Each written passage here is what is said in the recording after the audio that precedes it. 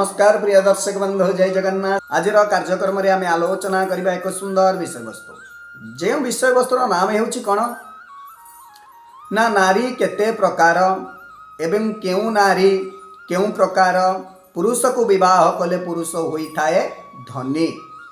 दर्शक बंधु आम तो कार्यक्रम निश्चित प्रकार आरंभ करवा। कार्यक्रम आरंभ करने पूर्व जो मैंने आम वीडियो को देखुंटे वीडियो भल लगिला लाइक टे करेंगे एवं अन्य मानक नॉलेज में आम वीडियो को शेयर करेंगे। जदि आपण मैंने पर्यंत आम चैनल को सब्सक्राइब करना सब्सक्राइब कर साइड में आसुवा बेल आइकन को दबाई देवे, कारण यही ज्योतिष भित्तिक वास्तु भित्तिक और आध्यात्मिक वीडियो जितेबाला आम आम चैनल अपलोड करूँ दर्शक बंधु सर्वप्रथमे आपण देखिपारे। दर्शक बंधु एवं आसतु आम संपूर्ण रूपे कार्यक्रम आरंभ करवा। दर्शक बंधु ज्योतिष शास्त्र रे नारी संबंध में अनेक विवरणी जेपरिक स्वभाव गुण एवं व्यक्तित्व विषय रे वर्णित रही। आजिकार वीडियो रे आमे जानिबा बा आपण को कहबू जे नारी केते प्रकार होई थांते एवं केउ नारी को विवाह कले पुरुष धनी होई थाए आमे कहबू। दर्शक बंधु ज्योतिष शास्त्र अनुसार नारी को चारि भाग रे विभक्त करा जाइछि एवं पुरुष को मध्य चारि भाग रे वर्णना करा जाइछि।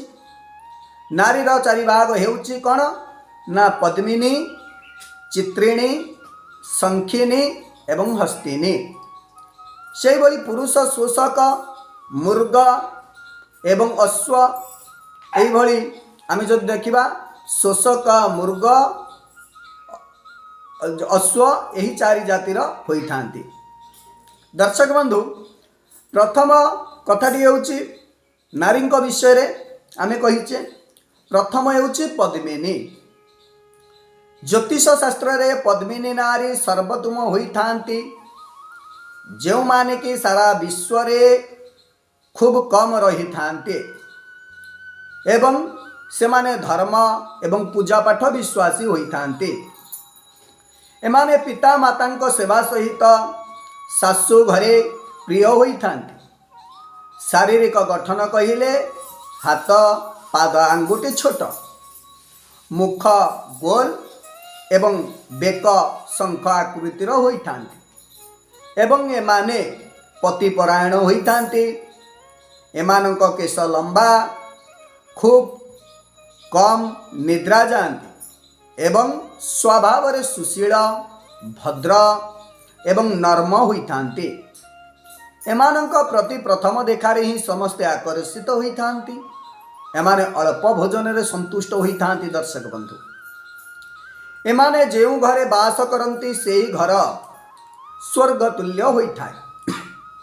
एमाने जेउ पुरुषों को विवाह करंते सेमाने सर्वदा सुखी एवं धनवान होई थांती। सेमाने हठात धन संपत्ति रे अधिकारी एवं दीर्घायु होई थांती। एमाने समस्त को खूब सम्मान एवं स्नेह करंती। एमाने सौभाग्यवती एवं कम संतान प्राप्त होई थांती। एमाने नाली वस्त्र प्रिय होई थांती।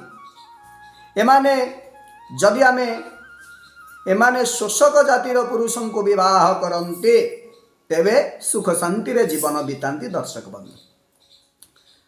बंधु पद्मिनी नारी विषय आमे कहिलु। एबे आमे कहिबा को जाउछु चित्रिणी। एही नारी माने पतिव्रता हेबा सहित समस्त को स्नेह करि थांती। एमाने समस्त कार्य अति शीघ्र करि थांती। एमानक पाखरे भोग विलास रे इच्छा बहुत कम होई थाए। श्रृंगार एवं वेशभूषा रे एमानकर मन अधिक रही थाए। एमाने खूब विचक्षण एवं बुद्धिमती होई थांती। गीत, नृत्य एवं चित्रकला एमानंको अत्यंत प्रिय होई थाए। एमाने धार्मिक एवं पूजा पाठ प्रिय होई थांती। साधु संत ज्ञानी धर्मी लोकंक सेवारे मन बळाई थांती। एमाने देखिबाकू सुंदर एवं सुशील मध्य होई थांती। एमानंको मस्तक गोलाकार एवं अंग कोमल होई थाए एवं आखि चंचल मध्य होई थाए। दर्शक बंधु एमानंकर स्वर कोइली भली एवं केश कला होई थाए। एभली नारी मध्य खूब कम अछंती। जदि एमानंक जीवन में गरीब घरे होइथाए तेबे परे एमाने पाटराणीर सुख भोग करि थांती। एमानंकर अधिक संतान हेले भी सुधा मात्र 3टी संतान जीवित रुहंती। सेमानंक मध्यरु जनकर राजयोग रही थाए एवं एही नारी मानंकर आयुष्य मध्य दीर्घ होई थाए। एमाने अल्प आहारी होई थांती एवं एमानंक शरीररु आमे जानिबा क्षीरर मोहक मध्य बाहरी थाए। एमानंक निद्रा मध्यम धरणर होई थाए एवं एमाने लोभशून्य होई थांती। एमाने डेंगा पतिपरायण स्नेही एवं खूब सुशील होई थांती। एही चित्रिणी जातिर नारी माने मृग जातिर पुरुषों को विवाह कले खूब खुशी रे रही थांती। दर्शक बंधु सेही भली एबे जिबा संखिनी उपर को। दर्शक बंधु संखिनी नारी एमाने खूब डेंगा मोटा किंबा गेड़ा मध्य होई थांती। एमानंकर नाक मोटा एवं आखि अस्थिर होई थाए। एमाने सर्वदा असंतुष्ट एवं आखि अस्थिर होई थाए। एमाने बिना कारण रे क्रोध होई थांती। एमाने स्वामी को ऊपर सर्वदा रुष्ट होई थांती। एमाने अन्य को चाकराणी भली मानि थांती एवं एमाने मन सर्वदा भोग विलास रे लिप्त रही थाए। एमानंक पाखरे दया भाव रही थाए। एमाने परिवार ठारू अलगा रहिबा को इच्छा करते। एही प्रकार नारी संसार रे अधिक होई थांती। एमाने सर्वदा चुगुली करिबार व्यस्त मध्य रुहंती। दर्शक बंधु एमाने अधिक कथा कही थांती तेणु लोक एमानंक सामने खूब कम कथा कही थांती।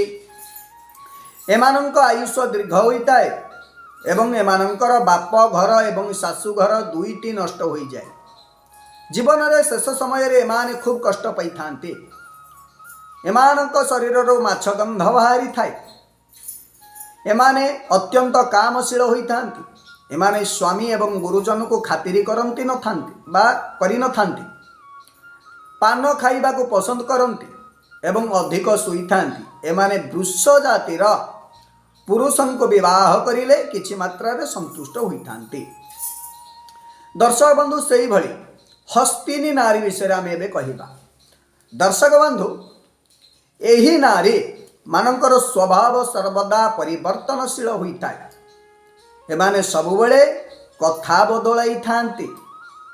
एमाने सबुबेले भोग विलास रे रहिबा को पसंद करि थांती एवं सबुबेले हसी थांती। एमाने बहुत आहार करि थांती एवं एमानक शरीर मोटा होई थाए। एमाने आलस्य स्वभाव होई थांती। एमाने कथा कथारे रागी जाई थांती। बेले बेले एमाने निष्ठुर स्वभावर होई थांती। एमानंक पादरे आंगुठी समान होई न थाए। एमाने बिना रोगरे मध्य रोगी होई जांती। एमानंक स्वामी सुंदर एवं गुणवान होई थांती।